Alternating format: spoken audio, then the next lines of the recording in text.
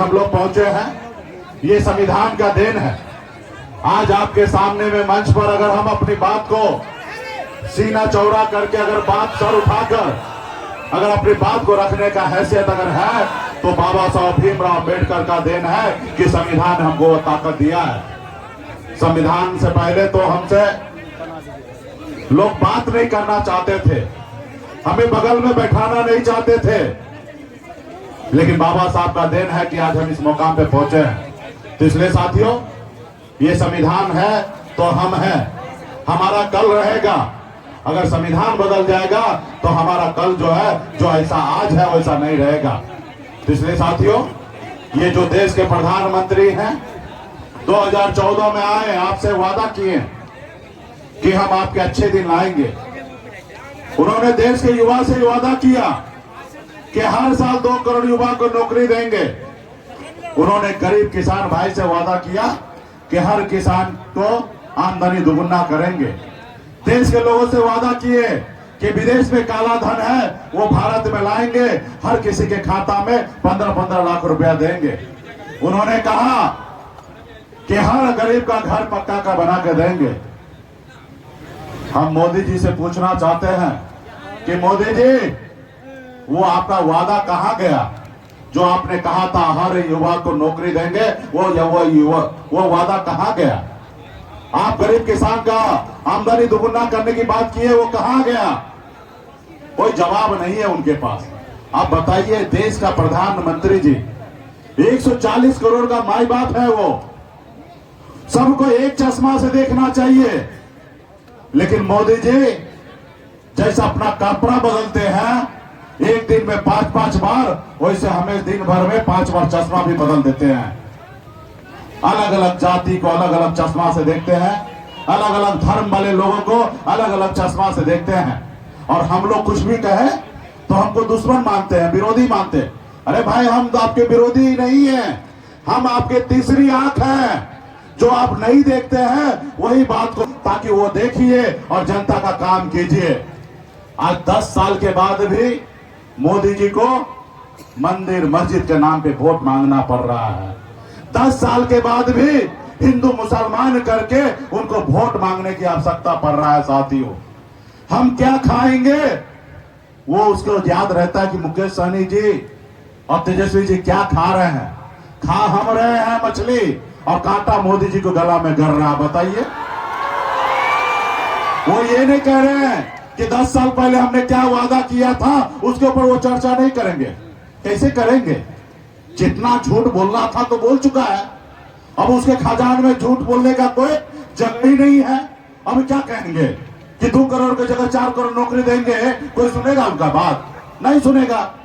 तो जितना उनको झूठ बोलना था बोल दिया। अभी नफरत की राजनीति कर रहे हैं। बताइए, इस देश में 140 करोड़ की आबादी है।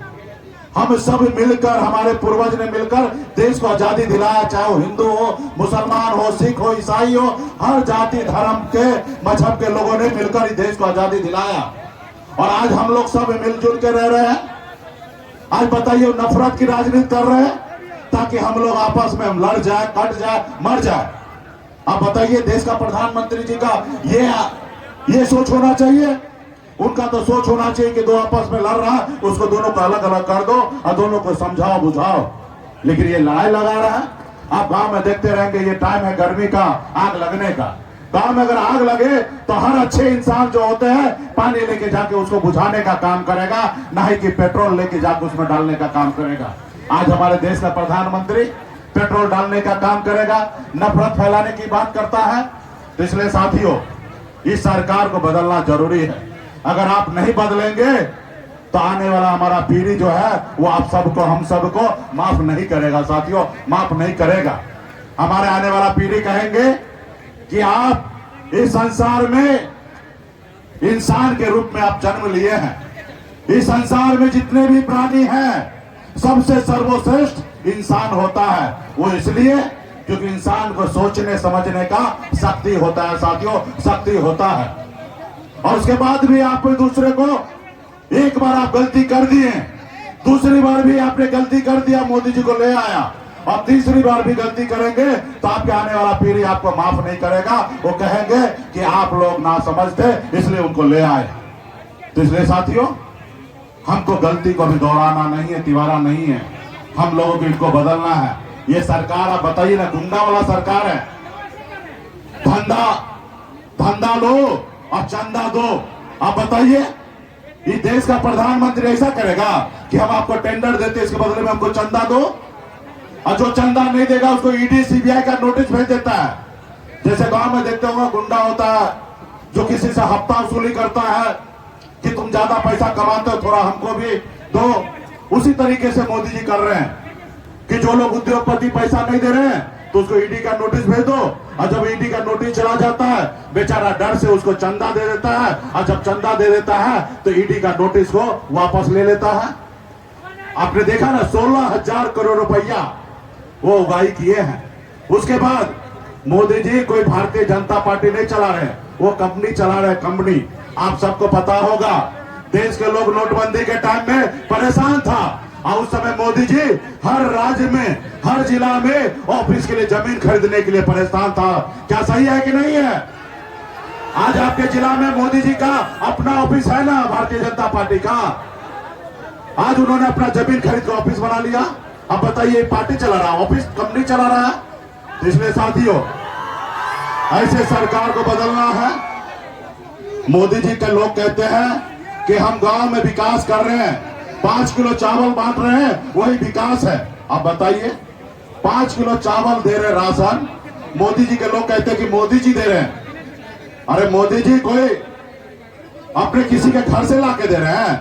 ये देश का संपत्ति है, और देश का जनता का हर संपत्ति पे अधिकार है, हर जाति धर्म का लोगों का अधिकार है।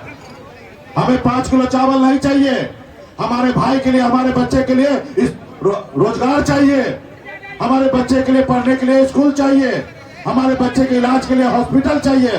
ये 5 किलो चावल नहीं चाहिए। और ये चावल, ये मोदी जी आपका नहीं है, ये देश का संपत्ति है, देश का अधिकार है। ये चावल आज से नहीं मिल रहा है। कांग्रेस के टाइम में चावल भी मिलता था, किरासन तेल भी मिलता था, चीनी भी मिलता था, हर गरीब को सम्मान मिलता था साथियों।